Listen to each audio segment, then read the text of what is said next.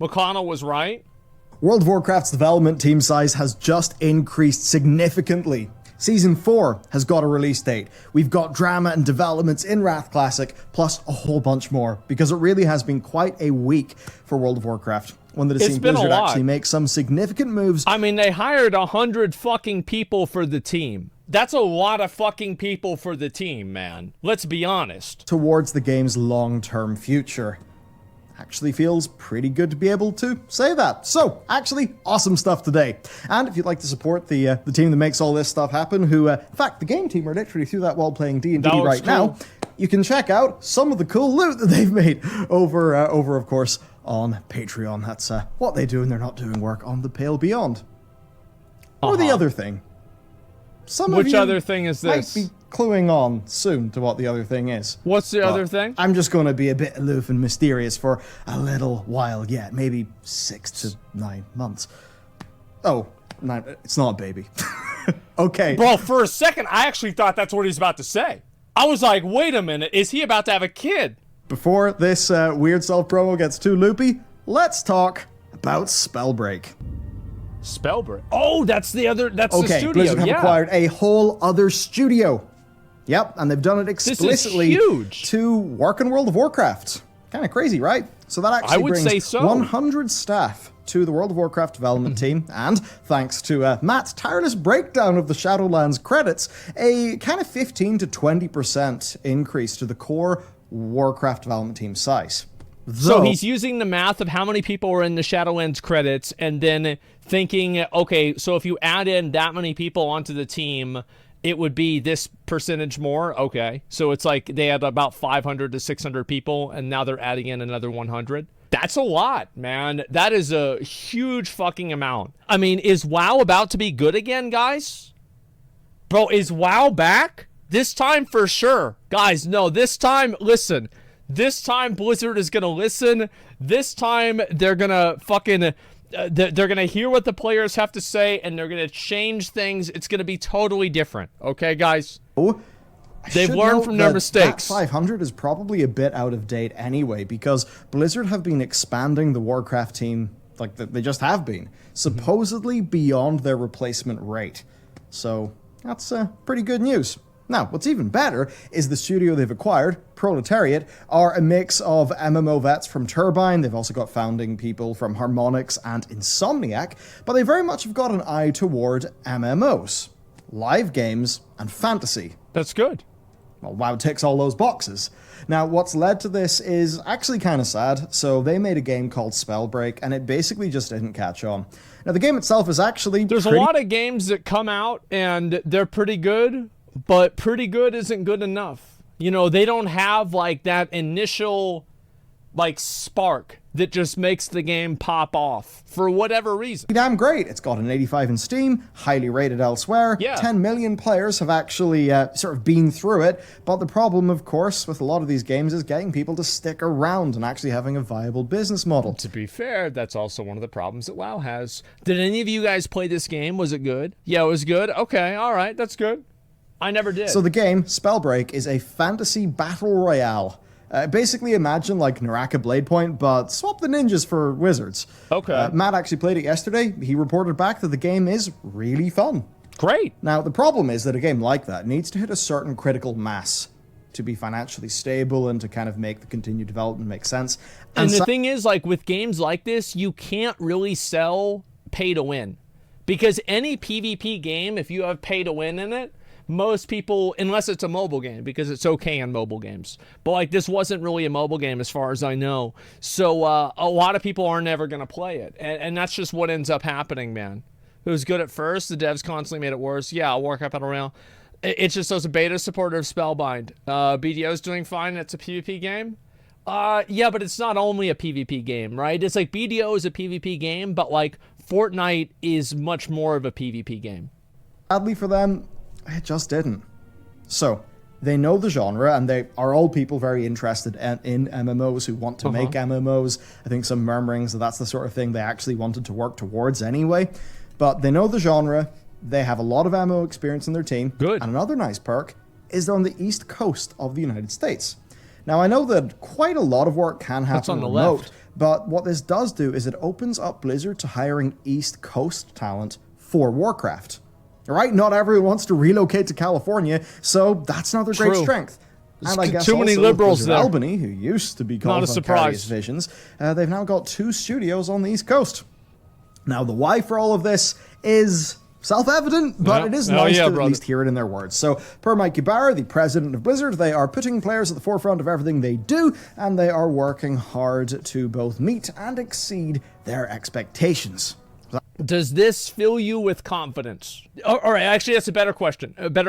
Does this move the needle towards being more confident?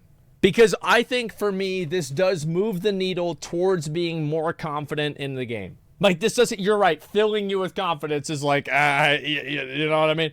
But, like, the thing is, the good part about this is that Mike Ybarra is a WoW player. He does, like, Mythic, he got all his Mythic plus 20s done in, like, the first week of the patch. So, this is a guy that wants the game to be good.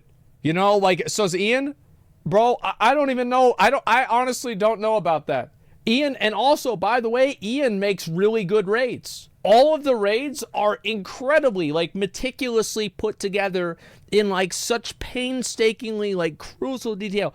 Like, I think that the first raid tier Ian ever worked on, or was the lead on, was fucking Throne of Thunder. The second best or the best raid of all time. Ian is, like, I know TOGC Faction Champions was the first fight he ever worked on. But I'm saying that he was the lead on, I think, Throne of Thunder. That's the quote from him. Then for John Height, who's the general manager of World of Warcraft, he noted that players' appetite for content was not being met by the sort of current output. There it is. That last year really shows them the need to increase the amount of content that they can create for the game. Really? The last 15 years weren't enough? Like, yeah, guys, you know, we've been hearing recently that there's not been a lot of content in the game. The fuck? Oh, okay, I guess we can hire some more people or something, right? Yeah. Them admitting that moves the needle. Yeah, this is, as I've said, every bit of WoW news besides the way they handled tier sets has been incredibly positive for Dragonflight and for WoW. Everything after 9.15 has been really good. Really, like at 9.2 has been generally good. I think so. Remember the Cyberpunk video? Increasing a team? Yes, but you have to hire people. The thing is, you're right. Increasing the team is not going to make Dragonflight come out faster, but you still need to bring more people into the team in general. Why can't it always be good? They don't have these big waves of sucking in between. So that's all good stuff. Good acknowledgements. Dude, I played WoW for like 10 hours yesterday. I mean, yeah, it sure will help eventually. And it's quite funny. Compare World of Warcraft to Call of Duty, Assassin's Creed, or just many other franchises out there, the really big ones. I mean, if you want to look at a crazy thing, you know, MiHoYo, the people who make Genshin Impact, and they have some other projects in the works, I think they had like 1,500 people at Genshin, at least at one point. Now they've got like 4,000 staff. You know what I should do? I should threaten everybody and say that if they don't ban loot boxes, I will make a game that's so predatory and so manipulative and addicting that they will ban them after the game. After that game comes out. Yeah, I will make, they'll all be anime waifus, and the stars will be how big their boobs are. And like, you can pay to respec their boobs to their ass size on the store. Yeah, exactly, do it. Yeah, I should put that out there. Because, like, I saw how much money Genshin Impact made. And I'm like, fuck, what? I'm doing the wrong thing here. What did you call it? Probably something really stupid. Call it something really, really dumb. Like Assassin's Creeds, those are like humongous efforts. If they don't get rid of this. Same for Call of Duty. Basically, while the rest of the industry has been getting totally bonkers of their team sizes, with Warcraft, they have kept it seemingly like a bit more trim, and more recently, they've really felt the need to expand. I wonder why. So, yeah, a bigger team will help. The thing is, like, WoW is like such a big flagship game for Blizzard. It is a massive game. Like, whenever you think of, like, they started doing BlizzCons because of World of Warcraft. Really? I mean, like, that's the main reason, like, why people come to BlizzCon is because of World of Warcraft to meet their guilds, etc. Like, Warcraft is like the Blizzard game. Excellent. Thank you very much for the 10 gifted subs. I appreciate that. So if it sucks, then the whole company sucks. It's the same perspective that Square Enix had with Final Fantasy, and they were right. Say, not to be too much of a dickhead. Nobody gives a shit about the Avengers game that they came out with that sucked. People are like, oh yeah? Well, it's fine. Final Fantasy's still good. Whatever. You win some, you lose some. Making an expansion that is not riddled with very boring borrow power, that still takes a hell of a lot of balancing time and just a bunch of, systems junk, probably would help too. And I know I meant that as a dig, but it actually seems like they're, not running into those problems for Dragonflight, so that's also kind of nice. Where we are left, then, is basically Dragonflight having an expanded team. This is apparently going to help them get the expansion over the line, but to be honest with you, I'd more expect the benefits here to come online for the patch content of this expansion. I could even expect that bringing on the Spellbreak team could cause Dragonflight to take longer. Because, think about what it's like adding 100 people onto a team like this. I think it might make it take longer. I have no problem with that, but I think that could be the case. Is certainly good news. I mean, you might remember the good times of the first half of Mists of Pandaria, the first, 2/3 of Legion, but, oh boy, the content's been slow, hasn't it? So, yeah, that there are more people who can work on that patch content is great. The reason why I say the patch content is the sort of common wisdom anyways, it's really about 6 months for a new member of staff to truly get up to speed. And now also, Proletariat are expanding their team, as are Blizzard, overall meaning that World of Warcraft is actually getting more resources than ever. So yeah, they have to. No doubt these investments should have been made long ago, but this is transparently a good thing that is happening for the game right now. But what about things to do in the game? Well, Season 4 starts August 2nd, bringing with it the fated... I'm excited for Season 4. I'm excited because Blizzard is trying something new and different. There's a good chance it's going to suck, but I'm still excited that they're trying something different. Version of Shadowlands Raids, the new Mythic Plus season that, it includes all 3 mega dungeons, 2 for each of them, and then 2 Warlords of Draenor dungeons. That's going to be cool. The whole new deterministic gearing system that we covered in a video a few months back now. But look, it should be interesting, especially given that Dragonflight is targeted for later on this year. So this is going to be a pretty quick season, and it does mean that there's at least non-stop stuff to do in-game. Now that's a very good thing. It's kind of remixed content, so I know it's not going to appeal to most people, but look... It's a good thing for them to test to see what they can do in the future.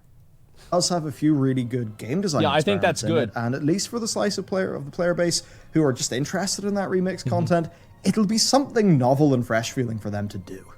It also does mean that while the alpha, sort of beta hype cycles and Wrath Classic is going on, that there'll actually be something a little fresh in the live game.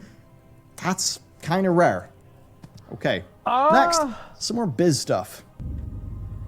I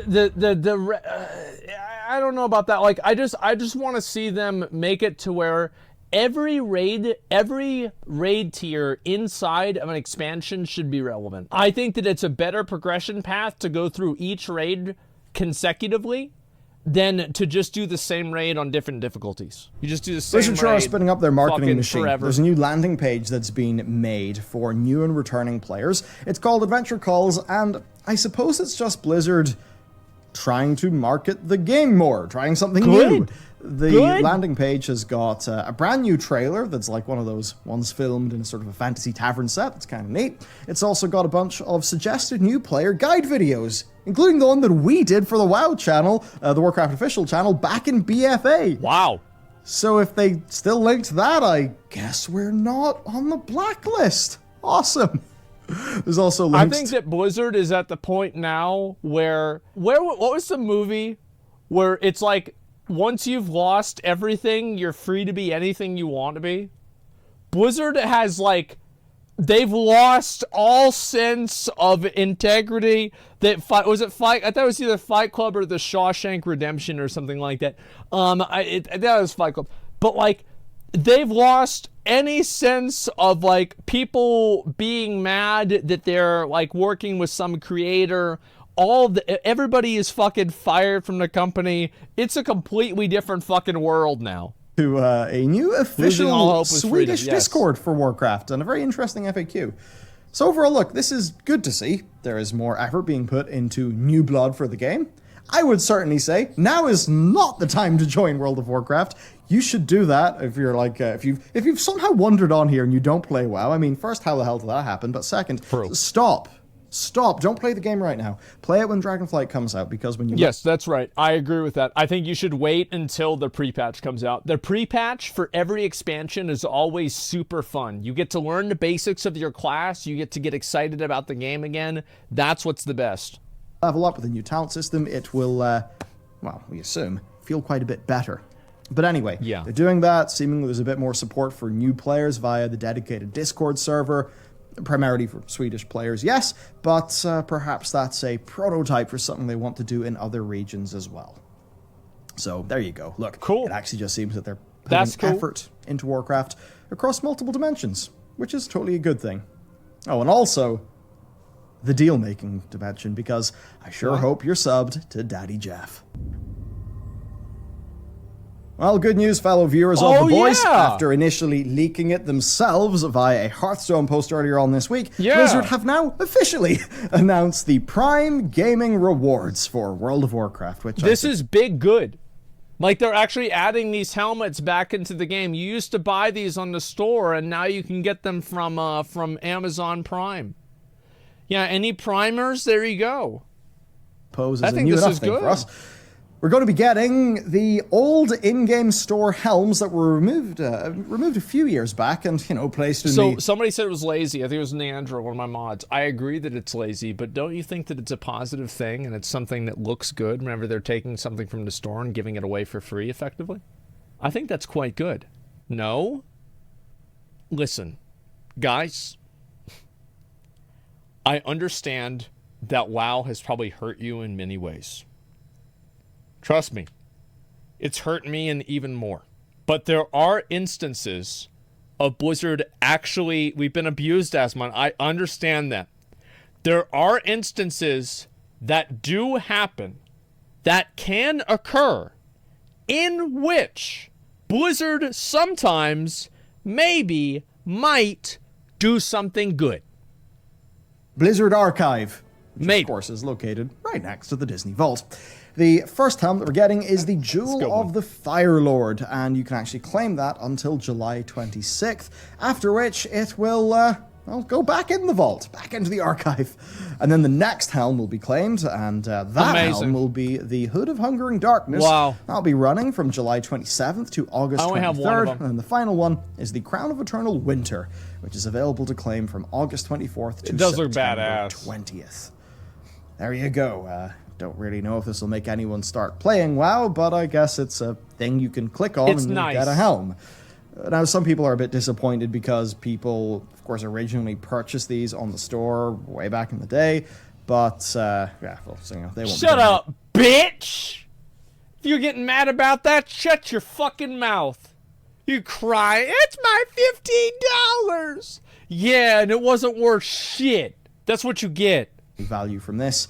But anyway, look, there you go. I wonder give the if, store mounts to the people. New rewards, then I think plenty of people would be a bit ticked off that they're not earnable in game, right? So it is what it is. It's marketing. It's deal making, and if you think that is it for an Amazon property, well, just wait, because on Overwatch 2, they're doing a thing right now where if you for select streamers, gift 3 subs, you get a skin in the game. So, it's a great form of I need to do that, by the way. They put me on the list. I haven't played that shit at all. Like, I need to play, if you guys gift subs, not now, obviously. Don't fucking do that shit now.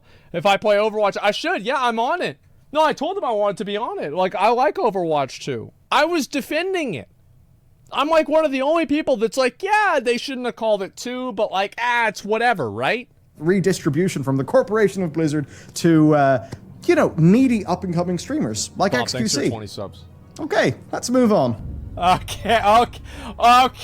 We've got quite a few updates for Dragonflight Alpha this week then, and this is pretty cool to hear. It does suggest that, public testing is probably imminent. First off, WoW Vendor 3 got updated from an old build to 10.0. That actually means we've got 2 WoW clients on Blizzard CDN that are running Dragonflight Alpha. Not that you can play them yet.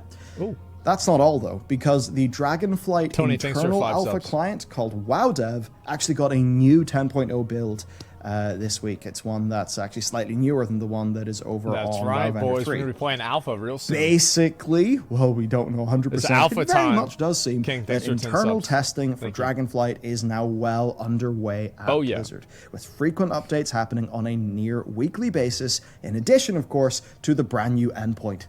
So, as for what this could mean for us, in a word, soon. Genuinely soon. I think it's going to be this week. I think we're going to get Wrath. Not Wrath. I just saw that. I think we're going to get Dragonflight Alpha this week. Why do I think that?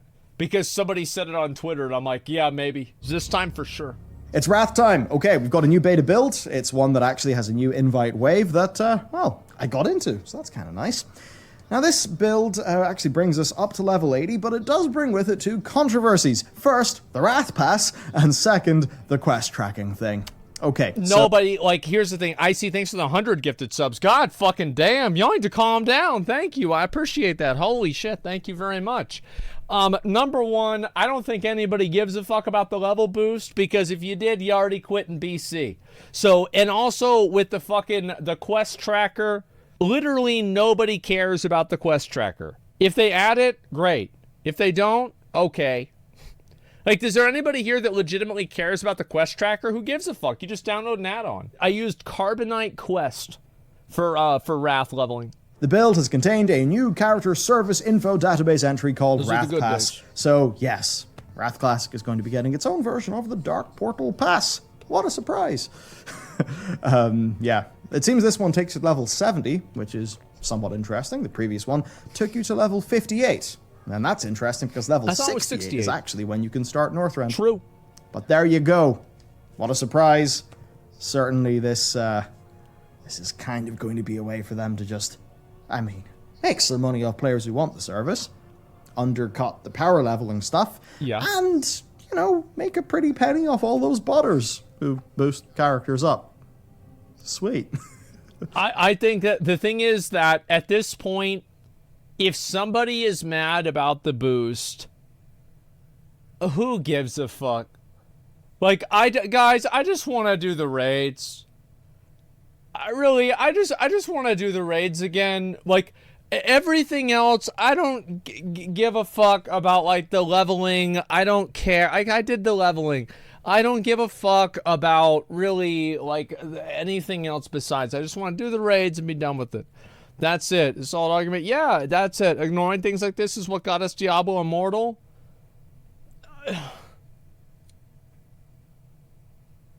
I see what you're saying. There's some truth to that. Wait, we never ignored it. We complained about it the entire time. And we still got Diablo Immortal. We ignored everything. Or sorry, we fought everything. We fought the storm mounts, we fought the pets, we fought the boost, we fought everything. It's like, it doesn't fucking matter. Okay, that said, this is a service that will not be available, I believe, on the Fresh Start realms, at least for 90 days, potentially. I'm sure there will be dozens of people on that realm that are so excited to see that. Oh my god, I can't wait to level up through Old Azeroth again at levels to get to 60 and then 70. Wow, it's going to be great. Who the fuck thought a Fresh Start realm was a good idea? More, so that is a good thing. Now, the other aspect of maybe it's going to be good for is, of course, maybe there'll be enough people to play it, and it'll be okay. Here's what I think is going to happen. I think the Fresh Start realm is going to die off at about level 40 to 50. I think people are going to be like, man, dude, this is just like, oh man, we're coming back home, boys. It's going to be just like it used to be. Oh man, remember that? Remember back in the old days? Oh yeah, man. And then that's going to go on for a few days, and then people will be like, man, this is taking a long time, dude. Like, you want to go back and just level, just go to Wrath? Like, yeah, all right, man, all right, let's go. That's what I think is going to happen. I could be wrong, but I don't think I am. any form of deluxe edition that'll probably have like mounts, toys, pets, that kind of thing. It's not announced, but it is extremely likely given that there are yet more encrypted rewards on the current live build of World of Warcraft. Oh, I suppose one possibility could actually be the Nerubian Swarmer. That was actually part of the Shadowlands mount competition that they did with the community. Of course, we all got the Ancient in-game. That one was Spell cool. Tome was then added for the Mage Tower. The Slime Saber is going to be Season 4 Fated Raids, so I suppose they could use this thing for Wrath. Next then, I've got quest tracking. Oh boy, right, look, we did a full deep dive into the impact of Guys, it's dead. Like, the idea of... everybody has Questy. Everybody downloads Questy. They just do it. There's not like, oh, I'm going to go out and explore and have a experience in the game and just see what it's like. No. They're just like, okay, let's see. Got to kill 12 bears. Bears are over there. Okay, all right, let's get the bears. Quest Tracker had. More specifically, what the Quest Tracker era of quest design meant for the game, because it changed things. It did. I actually think it's one of the best videos that we've done in a while, so be sure to check that out. It's the video on the channel that came out before this one. So, look, there's how we instantly feel about an issue, right? Gut reaction, fast thinking. I would just implore you to slow down, think from first principles, and just don't react, right? I just think that's important. Right, to get into the drama side of it then, so back in April, the WoW Classic lead, Brian Birmingham, stated in interviews that the quest tracker, which was added in 3.3, will not be returning in Wrath Classic at all. Now, at the time, Brian said that they wanted players to be able to experience the game where they are reading the quest text, exploring the world, trying to discover where things are, sending them, just sending them across the world, and to have, quote, that kind of immersive experience of living throughout the world and exploring through the quest text. Man.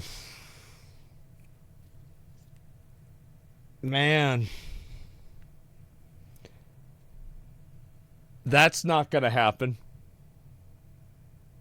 That is not going to happen. I think it's nice that they're trying to do this. But all of that shit died 6 months or a year into Classic WoW. People now, everybody downloads Questy. Everybody knows where they're... And the people are like, oh, I don't do it. Yeah, because you already know where it is, idiot. Shut up. You're not roaming around for 45 minutes. Oh, I wonder where the tigers are. Oh, where is tigers? No, you're fucking downloading the add-on. You're walking over to where the tigers are. Or you already know where they are and you just do the quest and you walk over there anyway. Nope. New players, look, it's pretty simple. If a quest is like, blah, blah, blah, blah, blah, do this, go over there, head west past the thing, then you'll be like, okay, I've got to work out where the thing is and head west. You'd be thinking about the world.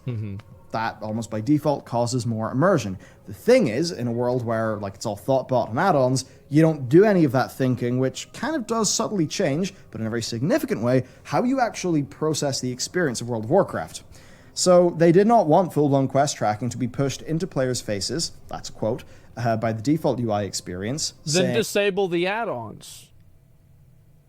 Just disable the add-on. Then, like, if you can, just disable it.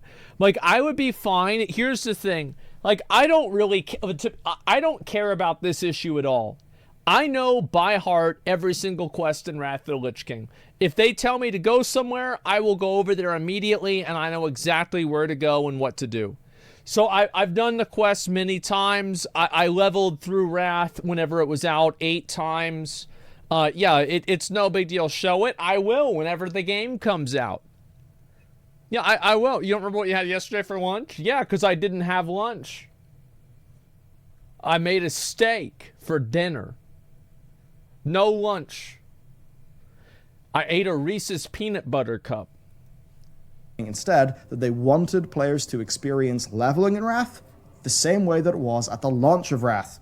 However, in a recent dev update on the matter, Blizzard said that they will, in fact, be adding quest tracking at some point to Wrath Classic, citing a change in design philosophy since April's interviews were actually conducted. So, why the sudden change? The reason why is because a lot of the people that were like, oh, it's gotta be just like it used to be. It's gotta be just like it used to be. Oh, no changes, no changes. Which, by the way, I want to say again, I thought was by far the best decision that they could make going into Classic WoW. I think no changes was the smartest thing they could have done. And after that, of course, they should have changed stuff. But going into it, I think this is the best idea, right? They shouldn't have released it with changes. Good starting point. Now we see what the game is like. The way that people play Classic WoW is not the same as they used to play Vanilla WoW. And it's the same with BC and Wrath as well. Like, let's not pretend like we're doing something different. We're not LARPing as if we're in 2009. Change in design philosophy, then? That's the question.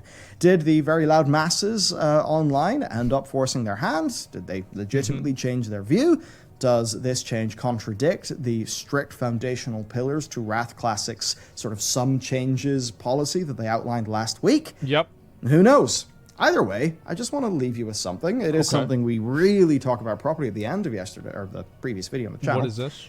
Think about Elden Ring and how its lack of quest tracking and that kind of thing led to tremendous immersion, tremendous success, and a lot of very hilariously... There's not an easy download for an add-on, though. That's the difference. It's like the ease of access for a download for Elden Ring is much higher. Like, or much lower. It's not easy to just download an add-on for Elden Ring that tells you to go from A to B.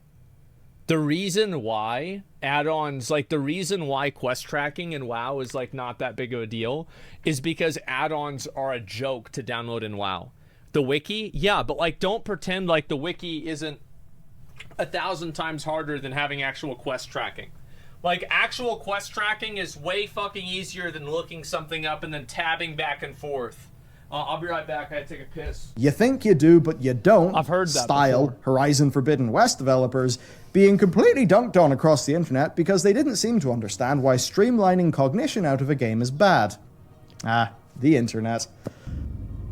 Yeah, WoW, it's just add-ons are so much more of a part of the culture in WoW than they are in Elden Ring. I think it's just you have to put it in the context of like the people that are playing the game and everything, like absolutely.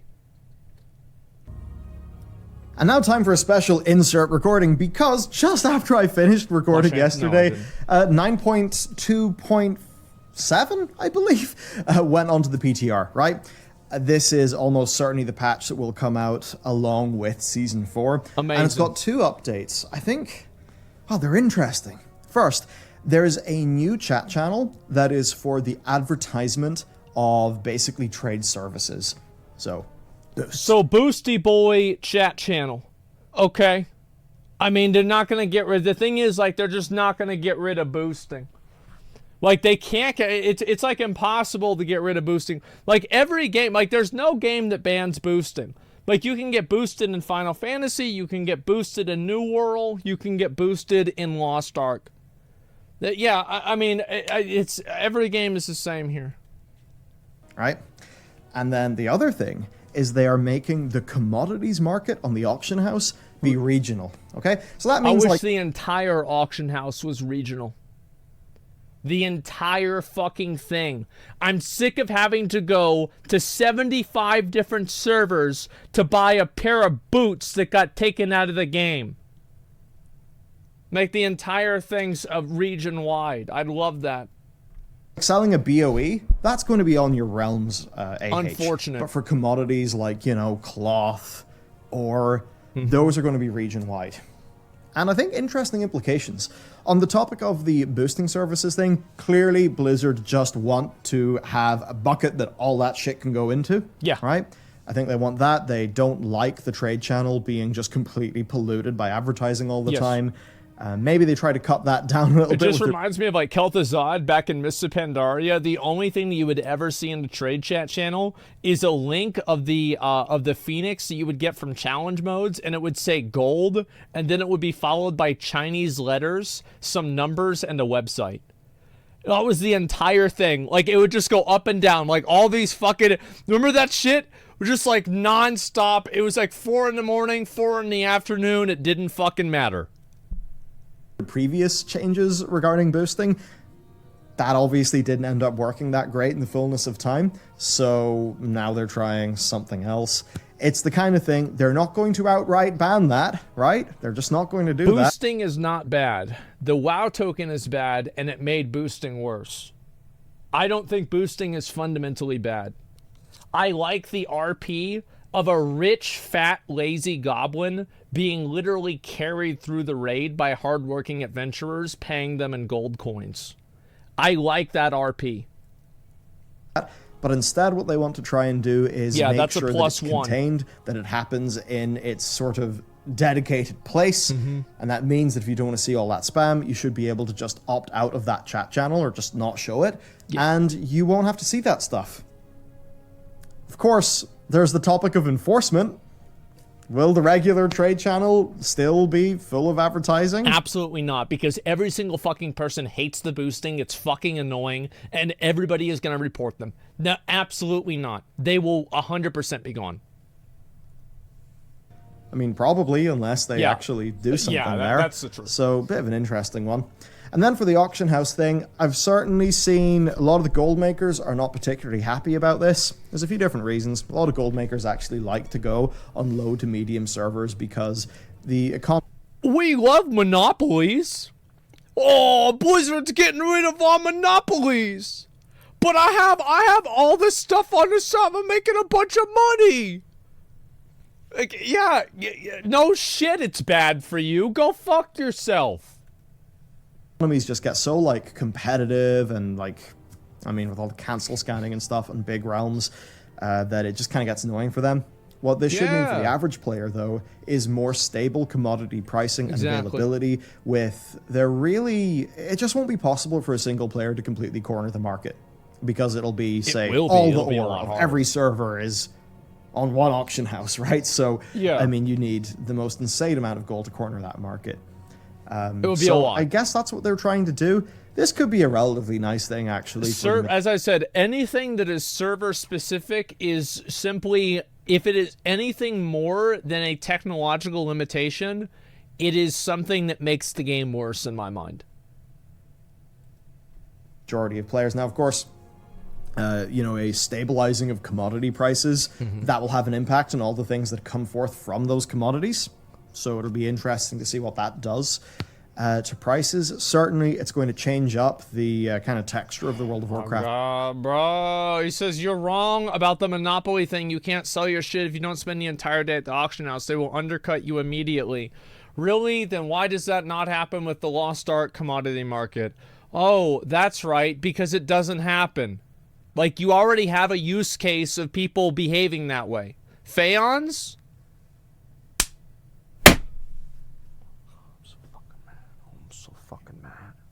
Why the fuck you put me in the mad mode? No fucking Phaons and commodities. You don't fucking use Phaons to buy commodities. Idiot. Economy in a way that I think is going to be decently tricky to predict. I'm certainly not the most well equipped to do that. And also I think it's of note that this is a change they're doing ahead of the profession revamp in the next expansion. So perhaps this is something that's been on their list for quite a while. And I believe this is from an older comment, but I think it's more possible for them to do this with the commodities market than it is for like specific items. I believe there was technical hurdles for that. Yeah, so well, I don't give a fuck. Jump over the hurdles and get it done. If it takes longer, that's fine, but let's get it done. Anyway, there's two unexpected and I think welcome for many players, though certainly not particularly welcome for a subsection of players. But there you go. You mean like 35 people? 35 people are mad. Fuck them. Up those changes, I mean, for sure, like if you're advertising boosts all the time and you're no longer allowed to use the proper trade chat for that, that's what you get, bitch. Sure, your posts in the new boosting channel will get exposure to people who want boosts, but you might actually miss out on that kind of broader, you know, like broader spectrum of people who are just going to be looking at trade chat. That's what kind of interesting. We'll just have to see where it goes. Right, game stuff. Okay, more mythic nerfs are happening because they kind of want the cutting edge rates to be more similar to what they typically are. We are... Yeah, it's because the raid's too fucking hard. quit wasting our goddamn time making a bunch of, oh, if you don't want to do this, will everybody die? Just fuck, man. There's 20 people in the raid. Holy shit. Are in the middle of creating a video that is a super deep dive kind of into the hardcore numbers of all of this. It was led by Dakar on our team. He has done some bloody incredible work on it. And suffice to say, the numbers are actually just bloody shocking. They are not good.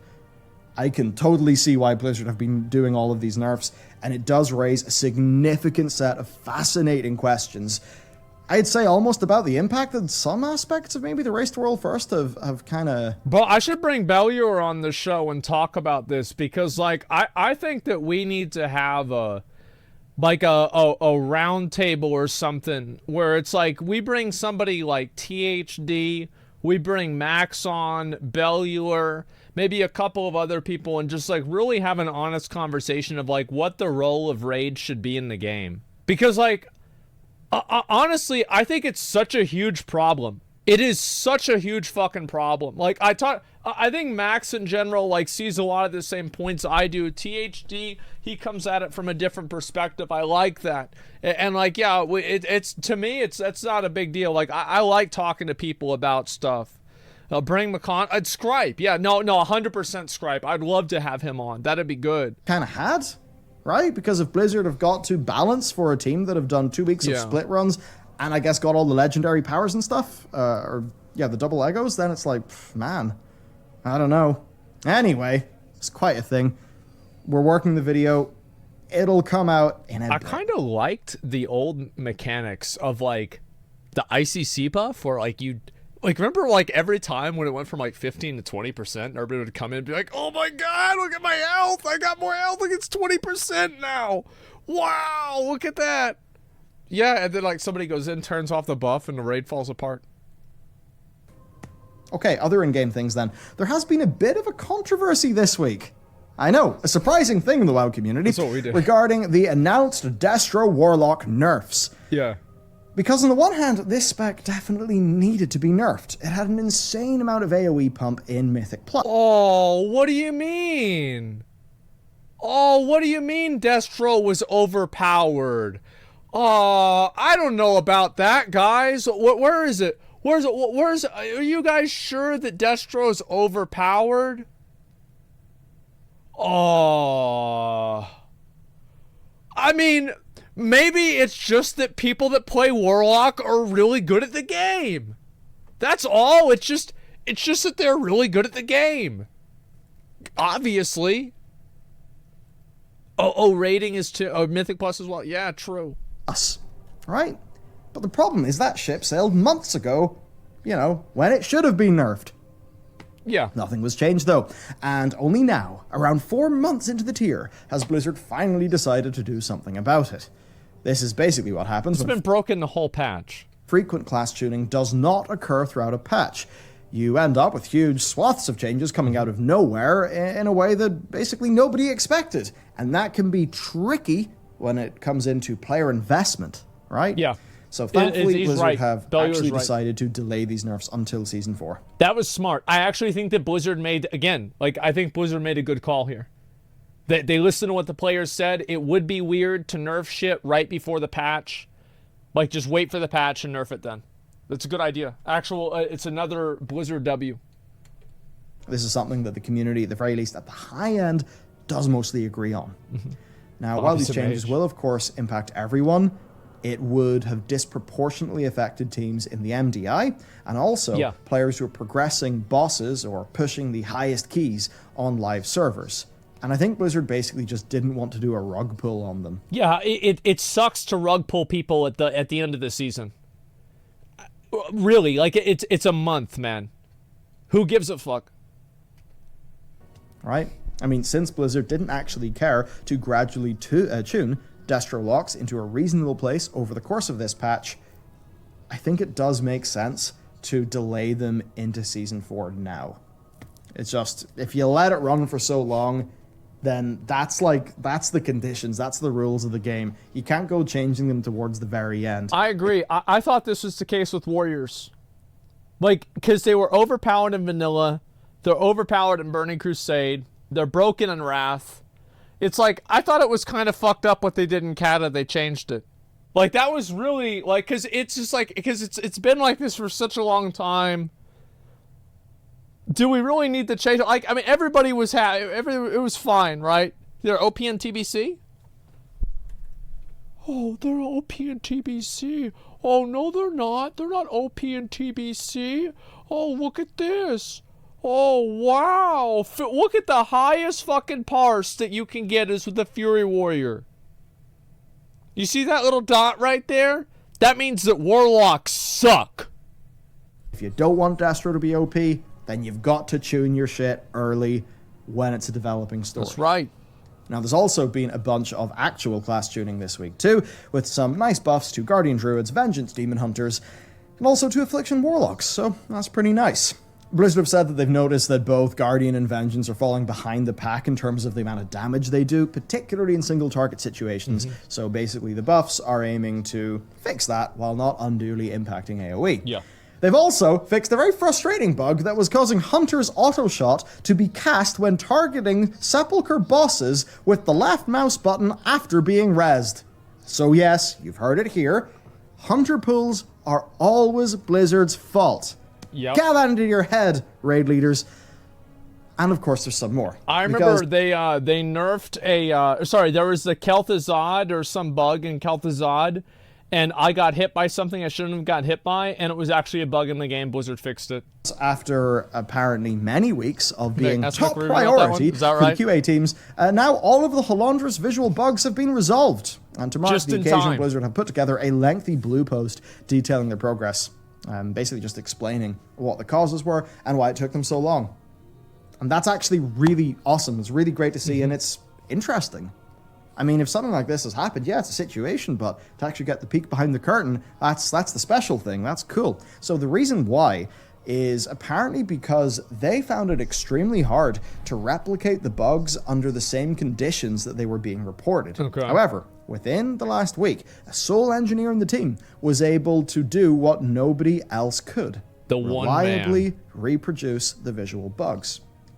Now, all of these visual bugs, they were stemming from the same cause. Basically, there was an unintentional visual occluder that was placed in the Halandras play space because of a completely unrelated hotfix. Which just makes you wonder, what does this game look like in the back end? Yeah. Anyway, this made it so that players could not see what was, of course, on the other side of the occluder. So, good job, occluder. You were doing your job. The main thing to learn here is that video games are built from spaghetti and sellotape. Now, on another positive note, through them fixing this issue, they've actually now cleaned up their hotfix processes and some data stuff, and they say that this will mean that... So, I actually, like, a video game, the way that a game actually works is, like, usually fucking ridiculous. Like, for example, I watched a video about this on Radon in, not Lord of the Rings, fucking Elden Ring, where whenever he does his meteor attack back to you, he actually, whenever he's going to use it, he pushes his horse underneath the ground, and then he actually aims at his horse, not at the player, but the horse is locked to the player's location.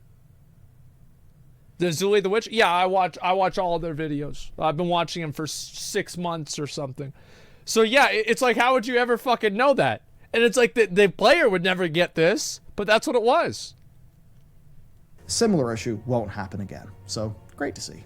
And with the last of the in-game updates, that is in fact it for the World of Warcraft news. There's been a lot of news, man. So, in terms of things, if you'd like to support the team, there are two ways to do that. So, the things that our game team do are, of course, The Pale Beyond, and, well, actually right now, D&D. Kind of jelly. They really sound like they're having fun. But here I am, recording the WoW news like a big nerd. So, true. They, of course, do the loot that is on Patreon. It's Monk Month. True. Kick-ass dragons, and I mean, yeah, they're getting into that world. There's stuff going on. It's all pretty cool. But for right now, we do have some kick-ass loot and other New things. platinum go on WoW Patreon. video. I was gonna also, watch there's the something video interesting game after this. that we are developing, The Pale Beyond. So if you'd like to check that out, you can check it out on Steam. It is what was the guy, bro? Like, what was the guy's name who, like, the ship got the captain who's like the ship went out in the South Pole? What was the captain's name? It was in like the 1800s. Jack Sparrow, no, that's not it. Concordia, no, that's not it. John Cena, that's not it. Tom Hanks, Ship of Theseus, no, that's not it. Shackleton, yes, Admiral Shackleton, or like a Captain Shackleton. Like, that's what a lot of like the instances in what he was showing in the Pale Beyond, they mirror a lot of what that voyage was like. Survival-themed narrative role-playing game. Yeah, you look. There it up you if go. you want. That's the genres. It's always hard to lock in what a genre actually is for a game because, like, man, genres. It's such a like weird, strict, mechanical definition that, yeah, I don't know. Genres. There's like a whole discourse on genres kind of being less and less useful over time, and we totally feel that because I don't think there's particularly many games like what we're doing. I think that's true. Development's actually been going really great, by the way. That's good. Recently, Fuck yeah. And it's the sort of thing, I'm not going to tell you the number because something could change. The number could end up being a bit bigger, a bit smaller, but so I don't want to, don't want to lead anyone on. But yeah, we kind of did a full playthrough of the current version, and we kind of now know what the length is. Holy and suffice shit. to say, we're actually all really, really happy. And God fucking that's damn. with more content yet to be added. So that's been really cool. We are, we're on track, right? We're not behind schedule. I think we're actually a little bit ahead of schedule in a few different ways. So well, I'm sure that'll change. Yeah, and holy shit, like I know a lot of people really enjoyed the music in the demo. Man, oh, the music goes places. The music goes places, and I think James is finished music for the project. That's and cool. He's now I hope that the game does well, man. I really do. So that's also. I might do a playthrough of it whenever anyway, it comes out. I'm going to stop teasing you. You can wish this the game on Steam if you're interested. And yeah, demo was really fun. Did any of you guys play it? From that team as well. Have a brilliant Shoujo weekend. with the 10 subs. Thanks, Potentially man. some good things are on the way for Warcraft, which is, man, it's actually a nice thing to say for once. So just enjoying making it, see you which next time. bodes well. Yeah, exactly. And you can tell he actually enjoys making it. You know, I saw this. It was so sad. I saw an interview with Scott Lane, who's like the main guy that's in charge of New World. Before the game came out, like a year or two before the game came out, he looked completely fucking different. Like, I swear to God, that game aged him worse than, like, the presidency does. I felt bad for him, honestly. Imagine being under that much fucking stress. Yeah, I saw that. It was brutal, man. Like, Ian, I don't think it was that bad for Ian. I don't think so at all. Yeah, it sucks. Bro, like, I can't even imagine that. I want to link that for you guys. Like, J. Allen Brack. That's the thing. J. Allen Brack, you look at whenever he took over Blizzard, he had all, like, no gray hair, right? And then you do the math of, like, that California investigation. And, like, within 3 months of him becoming president, the investigation started. All his hair is gray. Yeah, of course. No shit. Like, duh. I mean, I actually think, by the way, this Bellular video was really fucking good. It just came out. So make sure to give it a like. Bellular has made WoW content longer than I have. So make sure to give him some support, man. It's fucking... I'm glad. I was gonna have to read like 15 Wowhead articles for this, but we just watched the video and go through everything. I'm very glad about that. Ian's fact is losing hairline, not graying. I think that's just because you're getting older. That's what happens. All right.